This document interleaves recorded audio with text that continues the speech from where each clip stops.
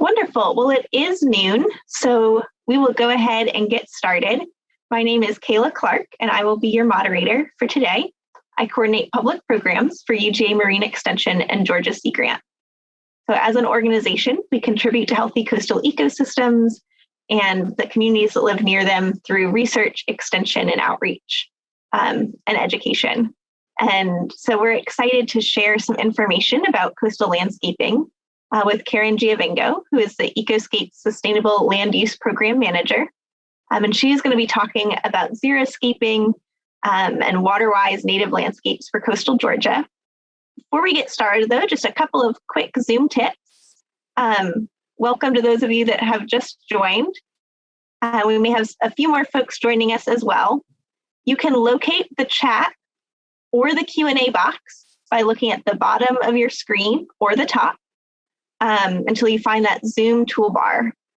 And if you click on the word chat, that's where you can let us know your name. It's where you can answer our questions to you. And then if you have questions for us, you can click that Q&A button and you can either choose to answer anonymously or not, and you can ask your questions there. And we will gather those questions throughout. Please feel free to add them at any time, because that way you won't forget your question. But just know that we're going to save all of those questions for the end, and we'll have a little bit of a Q&A period with Keren when we get to that point. We also are recording. Give us a little bit of extra time compared to in the past before it gets up on our YouTube. It might be a few weeks as opposed to one before it's posted, but I'll add that YouTube link in the chat.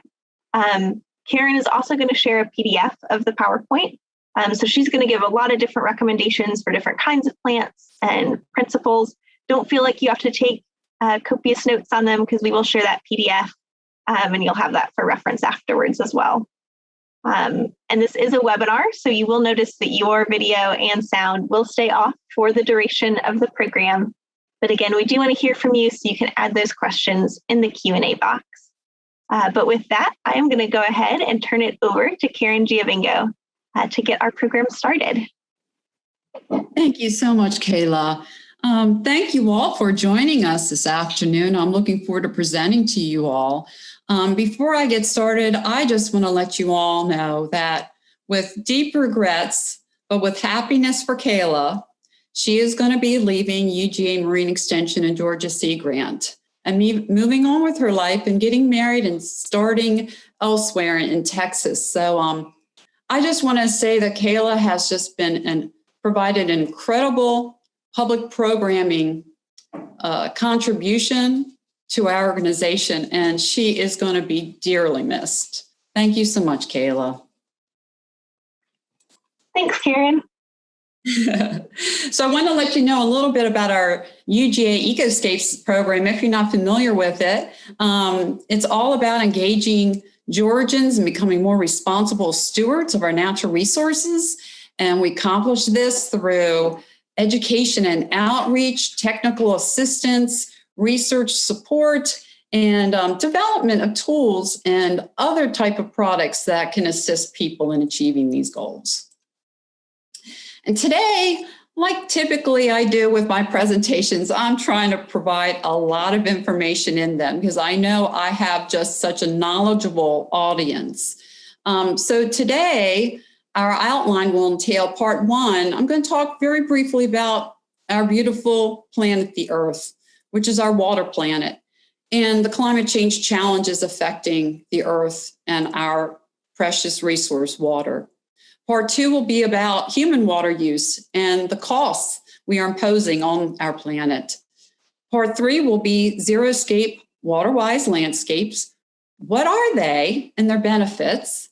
And then the last part will be about the 7 principles of Xeriscape landscaping, and that will comprise the majority of the presentation. So I grew up with Jacques-Yves Cousteau. He was quite a mentor and an inspiration to me in my development and love for our natural resources.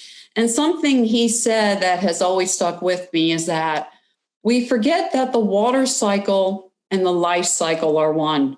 You know, the Earth's often referred to as a water planet because so much of it's covered by water. In fact, Many of us learned that about 3/4 of the Earth's surface is covered by water. Wow. I said when I was a little girl, unfortunately, the next sentence that should have followed after you heard this is, even with all that water, 99% is unavailable to us as usable water. So let's look further. First of all, we didn't realize that the global water crisis is looming, but it's definitely here today. Water is the most important natural resource issue across the world, and that includes both rich and poor countries. And 99% of the Earth's total water, 99%, I'm going to repeat that again and again, is unavailable to us as usable water. It's salt water. And 2% of our fresh water is frozen, at least for now, our glaciers and our polar ice caps. So what we're left with is a minuscule 1% of all surface water on the Earth for us to use for drinking, bathing, washing food, clothes, dishes, and cars, watering our gardens, lawns, and landscapes. It sounds like a lot of demand for such a small reserve of water, and it definitely is. So how are we doing relative? How is the United States comparing to the rest of the world in our global footprint of human use? And if you look at the map here, you will see that we actually aren't doing too well, North America in general. And so we have a lot of work to do. How about within the United States? We live in Georgia, and how do we compare to other states in the country for home water consumption? And when you compare it to others, we're kind of in the moderate area where roughly 67 to 80 gallons of water is used per person per day. That seems like quite a bit. And we've had indications for a while that our water use and the amount of fresh water availability for our use and consumption is becoming more and more limited. And in addition to that, we have climate change issues and climate warming that's going to also enhance and increase this concern. So if you look at the Georgia plant hardiness zone maps, they're used more for ornamental, non-native plant use. But the important point here is that these hardiness zones, we define them on average annual minimum temperature, winter temperatures, and the differences in them. And if you look on the left in the 1990 map, I circled what had at the time been the plant hardiness zone map 8A for coastal Georgia. Okay, keep that in mind. Now look to the right, 2012. The updated plant hardiness zone map has definitely increased in terms of how far 8A now falls into the state. And in addition to that, the hardiness zone 9A, which used to be Florida, has now been added to coastal Georgia's 6 counties proper. In addition to that, as the climate warms, the new normal in coming decades is going to be more and more extreme, what we call weather whiplash. They're drought flood cycles, and they're like what's been seen in the Midwest and even in Georgia in recent years. And what's happening is a warmer atmosphere is capable of bringing heavier downpours, since warmer air can hold more water vapor. But you still need a low pressure system to come along and wring that moisture out of the air to get rain. Now, when natural fluctuations and jet stream patterns take storms away from a region, creating a drought, the extra water in the air won't do you any good. There will be no mechanism to lift the moisture, condense it, and generate drought-busting rains.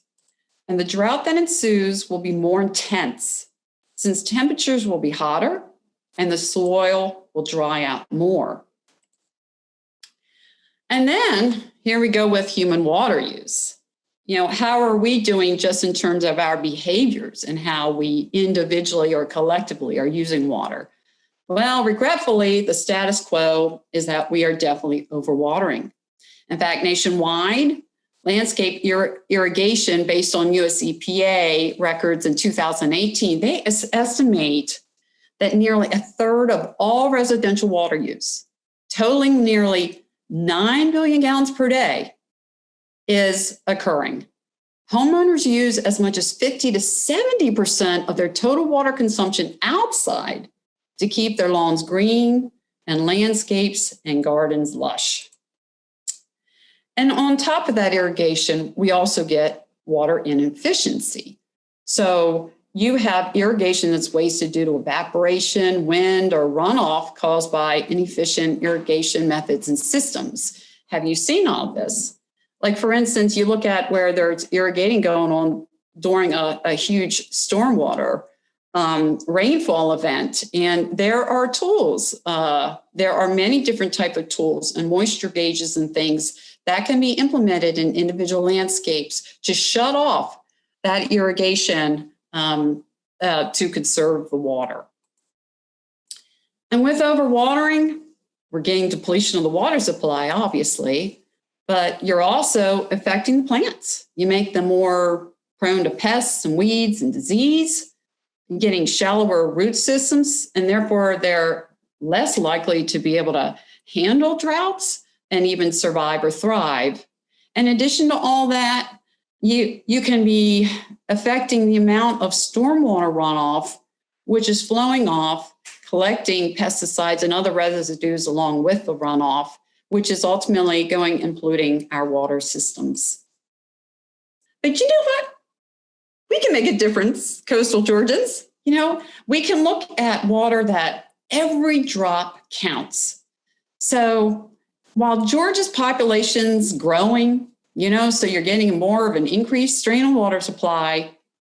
And in the summer, definitely, I'm sure you've seen it. Water use is increasing when people are trying to keep their green lawns green outside. And there's recreation, and also people may be doing more outside cleaning efforts, et cetera. So as the water becomes more limited, we've got to think about how we can better conserve our water. It's essential.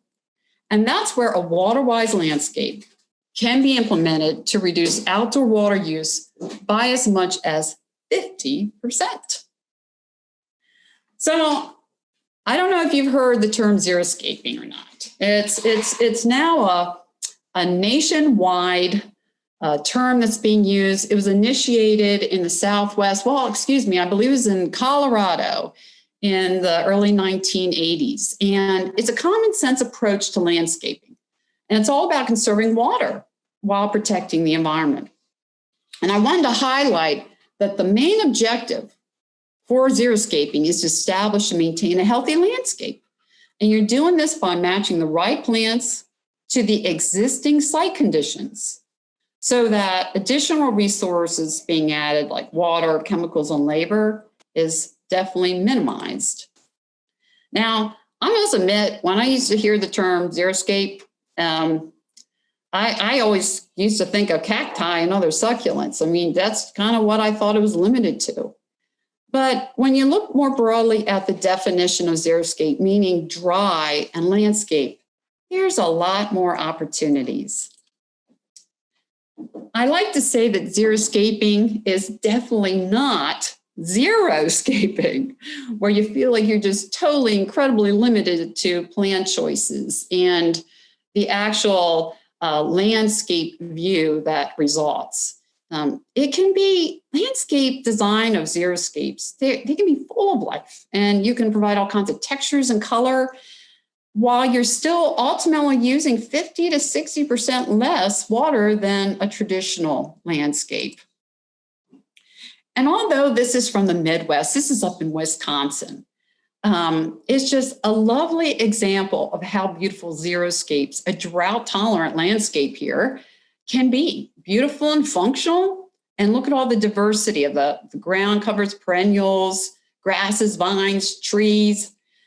And so you can establish, design, and establish these xeriscapes that can be beautiful year-round. You're going to be providing, because you're going to be using natives, they're going to provide tremendous value to wildlife. And it provides a sense of our natural surroundings and what our coastal Georgia area looks like. And this ideal, it's really becoming more common throughout Georgia, the Southeast, as well as the nation, because there's so many benefits to it. You know, you're limiting water resources, but you're seeing low maintenance, but you're also getting a chemical-free gardening technique. And all of these provide ultimate values to not only our water resources, but other natural resources that we care about. So what are some of the benefits? First of all, first and foremost, conserves water. That's totally key. But when you think about it, when we have drought conditions, these xeriscapes can retain their beauty while more traditional landscapes suffer. We can develop healthy, high-quality landscapes using ecological landscaping practices I'll discuss. You're ultimately going to be able to reduce water bills if you're paying with your city or county water. And with that, you're reducing insect disease problems, you're reducing maintenance requirements, and thank goodness, reducing or eliminate chemical fertilizer use with how you actually implement your landscape does affect decrease in water pollution and runoff, as I mentioned before. Provides wonderful wildlife habitat, and very importantly, helps to provide and supplement well groundwater supply. And lastly, but very importantly, studies have shown that well-designed, installed, and maintained xeriscapes can increase your property values. And some papers have stated up to 15%. So the rest of this discussion is going to be covering the 7 principles of xeriscape landscapes. And there's 7 of them. And they're really about design and maintenance principles, so you can have those beautiful low maintenance landscapes. The first principle, I'm going to spend a little time on this, is planning and design. This takes a little bit of time and effort. And I always suggest that this type of implementation of this practice, you might want to actually install in phases so that you feel that what you're doing at a specific time is manageable. So first of all, decide what you want to landscape and set the goals. This is a big picture of this principle. You're going to analyze the site. You're going to get to know your property well. You're going to be able to determine light requirements, soil conditions, sun orientation, what areas are highly trafficked, etc. You're going to go through this effort so that you can ultimately make a landscape plan. So when you look at your landscape, you want to look at both what you love about your landscape currently, as well as challenges, which will then become opportunities. You can look at a turf-only landscape, and then on the right, start imagining beautiful native landscapes that can draw a lot of color and texture, beauty, and wildlife to your area. So first and foremost, figure out what your current use areas of your site. And you can spend as much time and as much detail as you want on this effort. But the idea is to really help you figure out where on your land you want to make changes. So the second component of it while you're evaluating is really write down your sun and shade patterns. And if possible, if you have a year to do this, or if you can remember because you've been living at your location for many years, make note of the changes in the seasons in terms of those sun and shade patterns as well. And most importantly, you know, the hot afternoon summer sun is very important to note. And then look around the plants you have. If you got healthy plants that show good form and they're appropriate in the conditions you've got there, well, keep them. And with trees, the big trees that can mature or large trees you already have, you want to keep them as well. If you have some clusters of trees and plants that are growing beneath them and they're beautiful, they're not invasive, we'll save those as well. But please be careful and note to remove any unhealthy plants, especially invasive plants, and plants that you're finding that are just constantly requiring too much care on your part.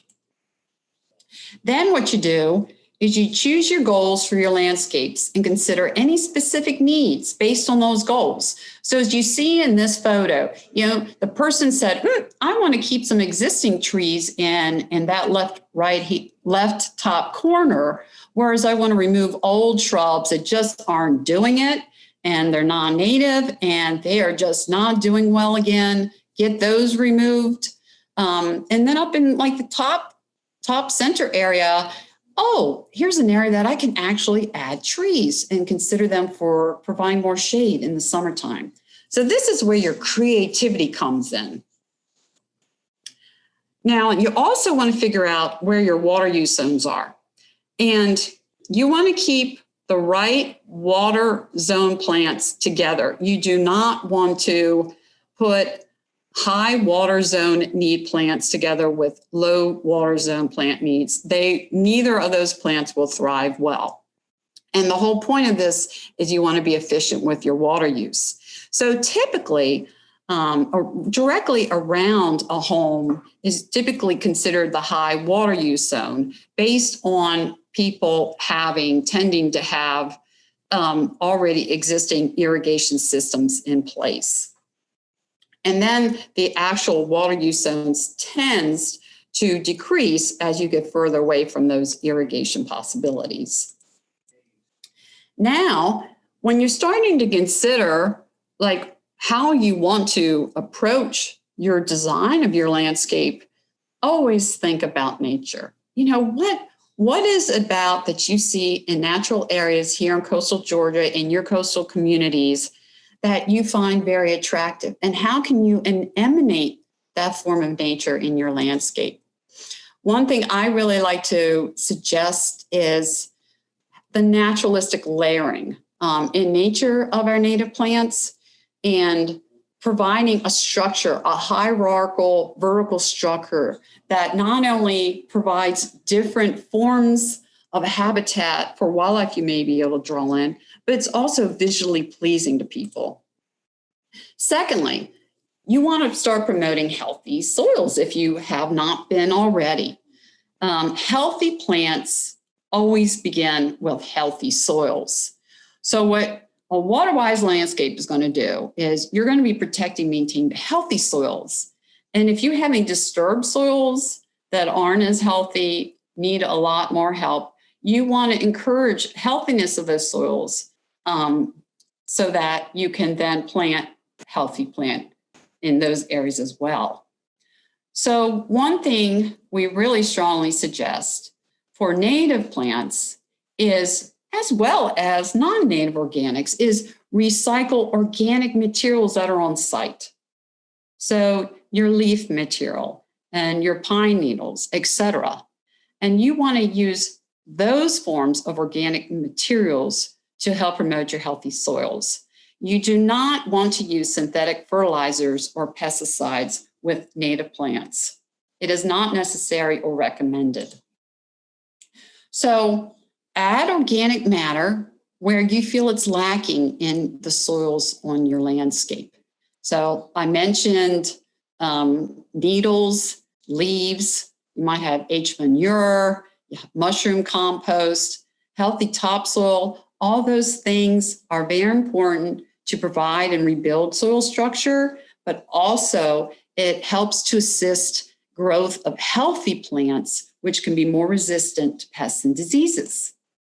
So when I think about healthy soils, it's amazing. I read recently, if I've got it right, I think 1 teaspoon of healthy soils is comprised of billions of both micro and macro soil invertebrates and creatures that form this very important soil food web. And so they are what we need to enable the decomposition of the organic matter, which is ultimately allowing the plants to use it as food. So no need to fertilize again in the synthetic fertilizer scents. And it's just a beautiful process that can work over just a few years, and you'll see significant differences of that organic mulch breaking down into the soil and becoming food for those plants. So once you do that, it's wonderful because you get soil that's going to increase water retention in the loose sandy soils we have here, and improves the drainage of any compacted soils that you used to have that were existing prior to addition of those amendments. And soils that drain well means that you can reduce the chance of stormwater runoff and evaporation. It's actually absorbing those soils, retaining that moisture. So ultimately, the plants require less water. Now, I want to point out some things in very, very dry areas here in coastal Georgia. For instance, this is an example of dune sunflower, Helianthus debilis, an incredibly extreme drought-tolerant plant. Loves the hot summer heat, and as you see, can grow in both hot dune sand conditions as well as typical garden conditions. But when you're talking about fertilizers, even with organic fertilizers I'm mentioning, dry habitat plants, they don't get a lot of fertilizers in the wild. And if you overdo it with the fertilizers, they can be harmed. So that is something you want to keep in mind. Also, when you provide that fertilizer, as I mentioned before, it seeps into the ground rapidly. But in dry soils, it goes into much more rapidly than more typical garden situations. And you do not want to be using synthetic fertilizers for that reason alone, because that can contaminate groundwater. And in dry areas, regarding mulch with native plants, it's a little bit different thinking. Native plant landscaping, these dry areas, you don't need a lot of mulch, as you would think in traditional landscaping, because if you have too much mulch, it's adding moisture retaining material to the soil. So it's ironically making it less suitable for dry area natives. It may be too moist, and it may actually cause the native plant roots to rot. So all you need is a thin layer of pine needles or fawn leaves. That's sufficient. And you want to kind of keep them a little bit away from those plant stems as well, due to the same reason. Third principle that I feel is very, very important is you want to choose the right plant for the right place. And this is key. You want to use healthy native plants adapted to our coast, and you want to plant them in the right place based on mature size, existing sun and shade, moisture, soils, and salt and cold tolerances. And you can do this by choosing native plants that occur from a region, because they are indigenous to our site and they are used to our climate and precipitation, soils, and they've evolved with the biological relationships of other animals and plants. In addition to that, many native plants here have deep root systems, so that will help them survive the drought conditions and help hold the soil, hold the water as well. And I mentioned this in my other two Lunch and Learn programs, but very briefly, we do have a Georgia native plant search engine that you may be able to use. And I provided the link there where you search for the appropriate native plants for the right site conditions based on your site conditions you provide in there in your county and any other additional needs you're searching for. And it'll provide you a list. And within that list of native species that meet the site conditions you selected, you can select either the common or the scientific name, and it will take you to more specific information about that specific species. And I wanted to just very quickly provide you some examples of Xeriscape cycads and palms that are native here. And these are ones that I won't go into any great detail, but this is more for reference for you for later. And I chose specifically very drought-tolerant plants. And these two slides emanate probably what you more consider for the xeriscaping characteristics. And they are beautiful. They are just lovely. But we also have wonderful array of native grasses and beautiful fall colors and arrays and winter interest forms. And then you also have a wonderful selection of native perennials and colors and sizes and textures that draw many different wildlife to them based on their flower forms. And these are just a few examples here. We also have native vines that are drought tolerant. These are just a few examples of those, as well as shrubs and trees. I wanted to mention the firefly up in the top right-hand corner. This is a species that occurs 4-5 counties south of us in Florida. So it is something that I've actually planted in my landscape. It is within our region, even though it's on the other side of the state.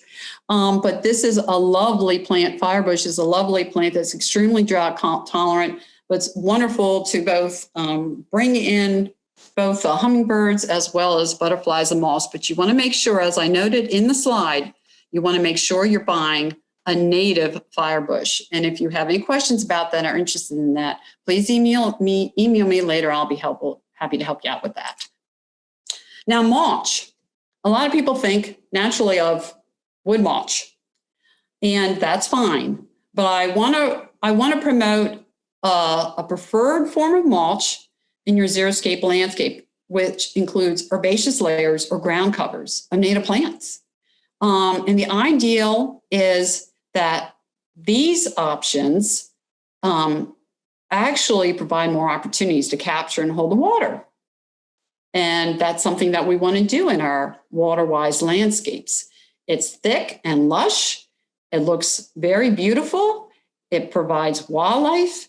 And it's something to consider rather than the wood form. The other option regarding mulch is more the traditional clean wood mulch. And I just have some points here, and I might not cover all of them, is you want to be very prudent when you're selecting these type of mulches. First and foremost, buy from a reputable source so you know the quality of the material. You want to avoid purchasing cypress mulch because it is destroying our lovely bottomland hardwood habitats here. And they're removing cypress solely just for mulch production. You want to be very familiar and avoid mulches that contain like old materials.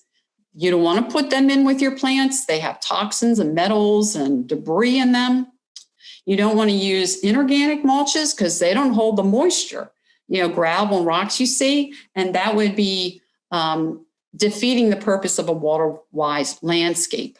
And dye mulches, which are heavily used with recycled wood waste, you want to be very careful with them because they do have different type of heavy metals, which can contaminate the soil and harm the soil bacteria, as well as the plants themselves.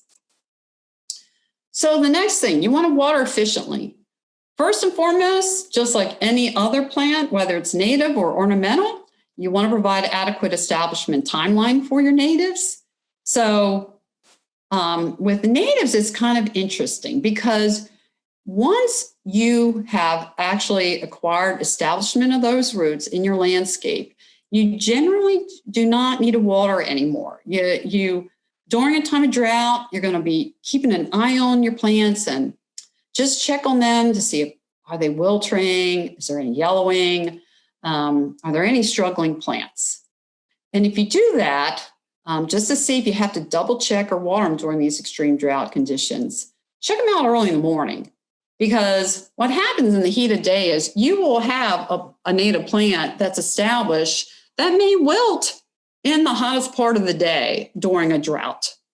However, if it recovers overnight, it's going to be just fine.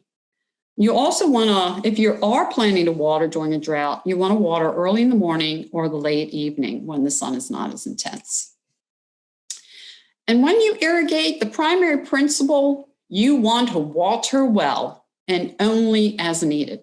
It's much better to truly drench a plant and then let it sit and dry out than to try to water just a little bit every day.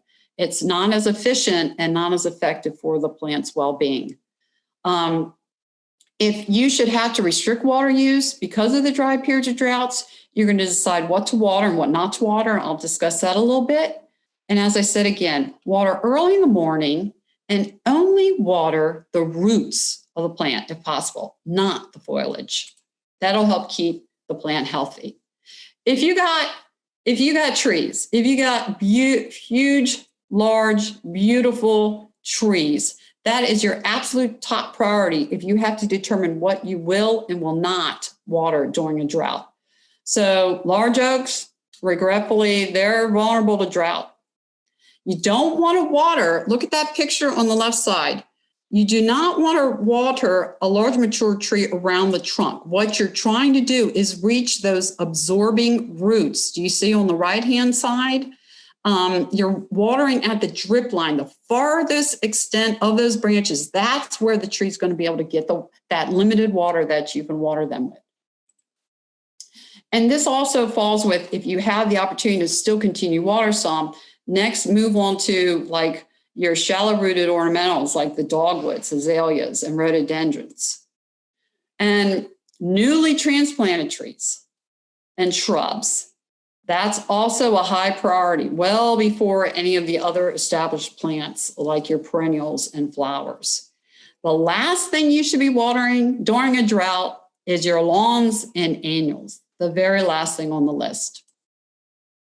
And you want to make sure that when you're using irrigation, that you are irrigating the plants and turf only.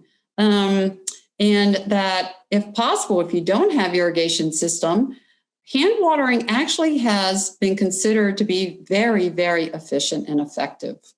You want to keep on checking on your irrigation systems and make sure that there isn't a waste of water with your irrigation, and consider using a rain gauge, which can actually shut off your irrigation if you are lucky to have rain. And if you choose to, micro irrigation through drip or micro spray is an excellent resource for watering. Another option is to install a rain shutoff device or soil moisture sensor, which can override the irrigation system. They're not very costly and they're very effective in water conservation. You can also choose to consider harvesting rain and storing it and using it for water. The next principle is establishing practical turf areas. So this is, you think back at that planning and design assessment of your landscape where you figured out what are the high trafficked turf areas versus areas that you may be able to consider removal of turf areas, okay? Well, as I said before, lawns are the single largest consumer of water in our landscapes nationwide. And so lawns, turf, require more frequent maintenance than other plants. So if where turf is not essential, just consider implementing native bed of either ground covers or drought-hardy plants. When you're in the height of drought, it's very interesting because I had to read this several times when I first came across this reference and research fact that in the Southeast during height of drought, lawns have been found to suffer from root rot resulting from excess watering. So obviously, sensible irrigation is key to this need. Also, where you can limit those turf areas where you know and identified in your assessment that they're functional benefits, you want that turf. And then look at how you can identify those locations and how you can shape additional landscapes with the natives into that area.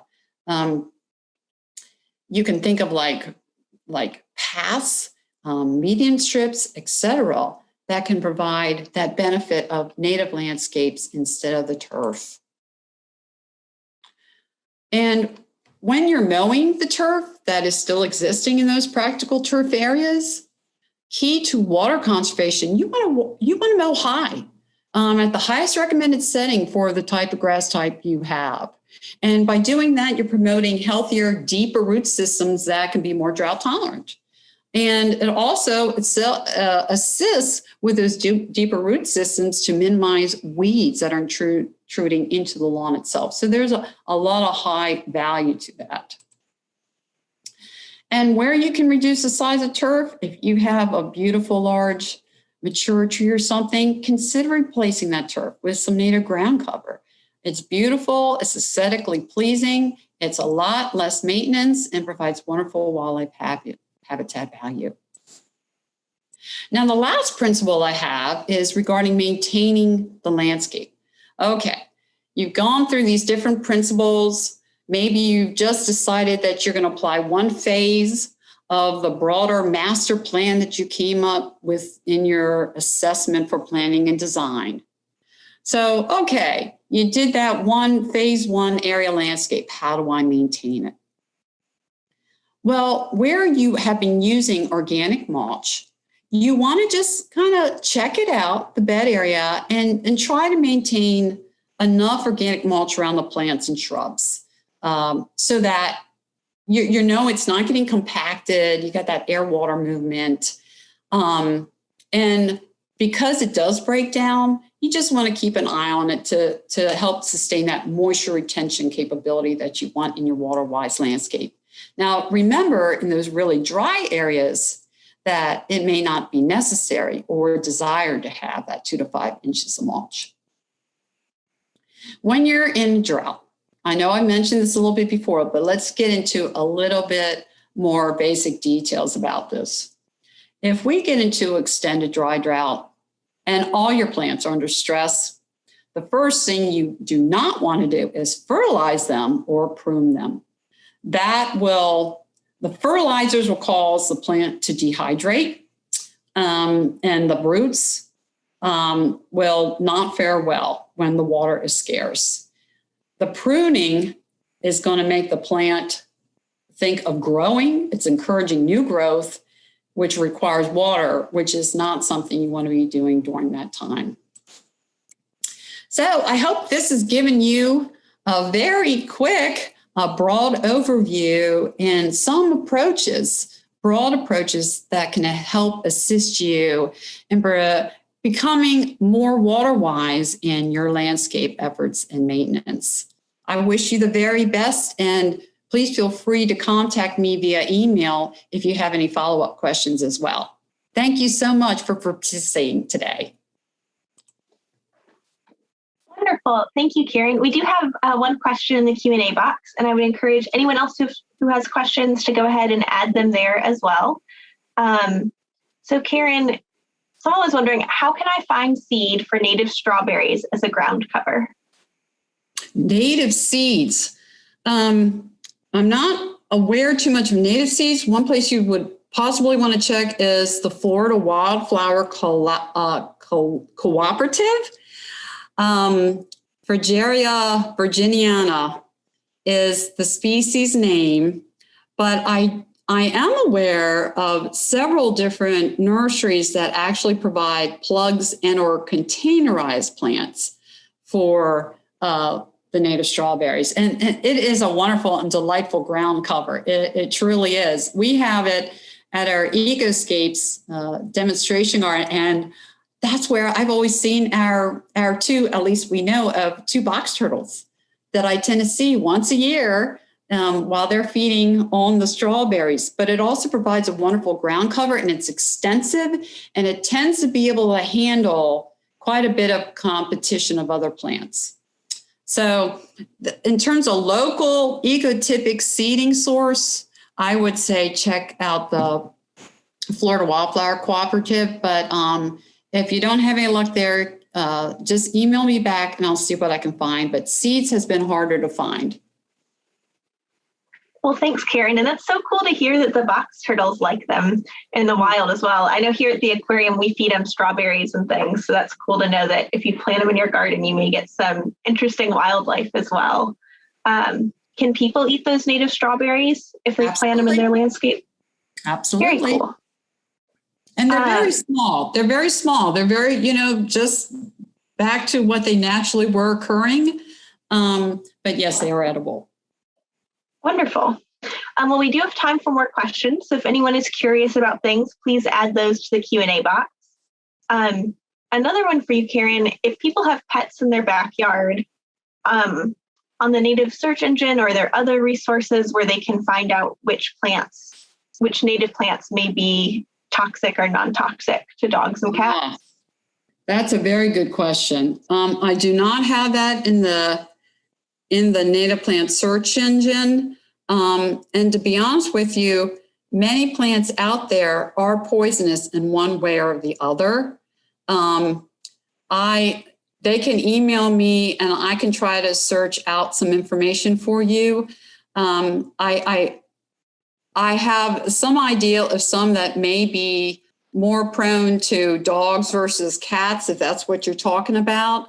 I also know and aware sago palm, which is in a lot of landscapes, that's a non-native. Dogs have died of chewing on sagos. And our coontie, our native coontie, is a cycad as well. So what I can do is I will try to see, I know that there have been quite a few dog deaths based on sago palm, the cycad. That is something that I can totally look at. And I apologize, it's not something I've been as aware of, but I'd be happy to research for you. Very cool. Well, thanks, Keren, for that information, and good to know and be thinking about. We had another question that says, I would love a list of drought-tolerant ground covers that can grow in almost total shade under live oak trees. So I'm wondering, I'm sure people can email you, but do you know of any off the top of your head that might be good ones to start with?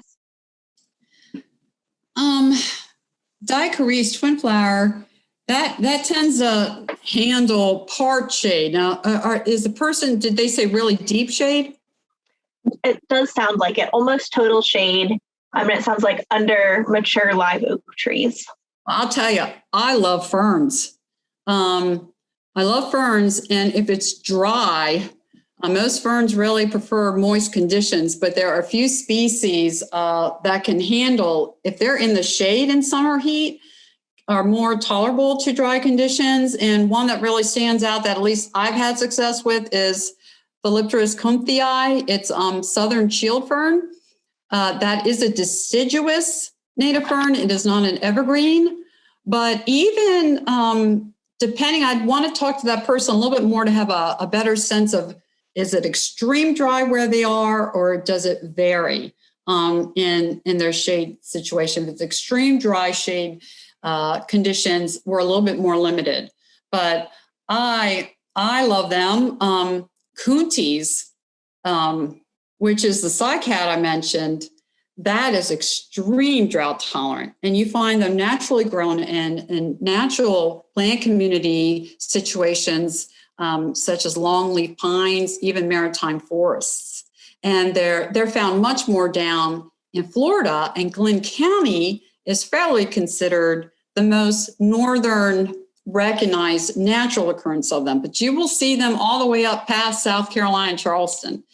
And coonties are wonderful because they are evergreen, they're extremely hardy, they're long-lived, over 100 years of age, and they're just beautiful, and they do not really entail any maintenance once you've got them established, but you have to water them to get them established before they get that. Now, if somebody wanted to still want really small, like more perennial, very low-lying turf, have them email me, and I'll try to provide you some to that lower height level as well. It really depends on what you're looking for. Well, thanks, Keren. That's all really good information. And how do you spell the coonties? I'll add that to the chat in case people want to look them up. Sure. Coontie is Coontie. So it's a little bit like a sago palm, but to me, it's even much more beautiful in form as well as function. Of course, it is a native. There are also some grasses that do beautifully, but ferns are gorgeous, I think, under live oaks. I think they're really something that emanates that natural native plant community mode. Those are gorgeous. And for people who might be new to this landscape and figuring out site conditions during that planning period, how do you recommend knowing like which areas are already tend to be more dry or more wet in a landscape? You know, that's a very good question. To me, in my own experience, I think it takes a while to truly figure out your landscape, because the more you see and observe and you go through the different seasons, you might identify little microhabitats. There might be a little areas here that are actually a little moisture. And if you're lucky enough to right now, maybe the plants themselves that are in the landscape are trying to almost tell you what type of site conditions they are. Sometimes the plants that tend to grow over here and that same plant over there isn't grown as well, well, look at the site condition needs of that particular plant, and that'll also help just naturally dictate what your site conditions are and the best plant for that area. But to me, I feel like it's best, if at all possible, to work through several different seasons, at least one growth season, to really feel like you have a good handle on it. Well, that's great to know and be planning ahead for.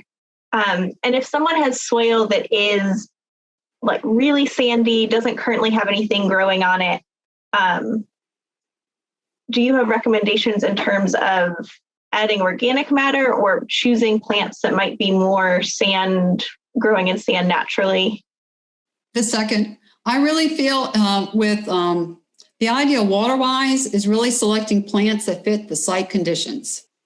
And that's what native planting is really about, because you've got plants that evolved here in coastal Georgia, but different native plants are occurring or do best and thrive in different site conditions. So if you have a really like almost a dune site type habitat, oh boy, look for those salt tolerant grasses and dune sunflowers and railroad vines, if that's the type of habitat you have. If you're really there right up against, almost a back dune kind of situation, palmettos, the kind of plants that you see out in those type of conditions, that's what I would suggest selecting and placing. I think you'd be much more apt to have a wonderful, thriving, successful landscape. Let nature dictate to you what's best, or at least use it as an example to emanate by.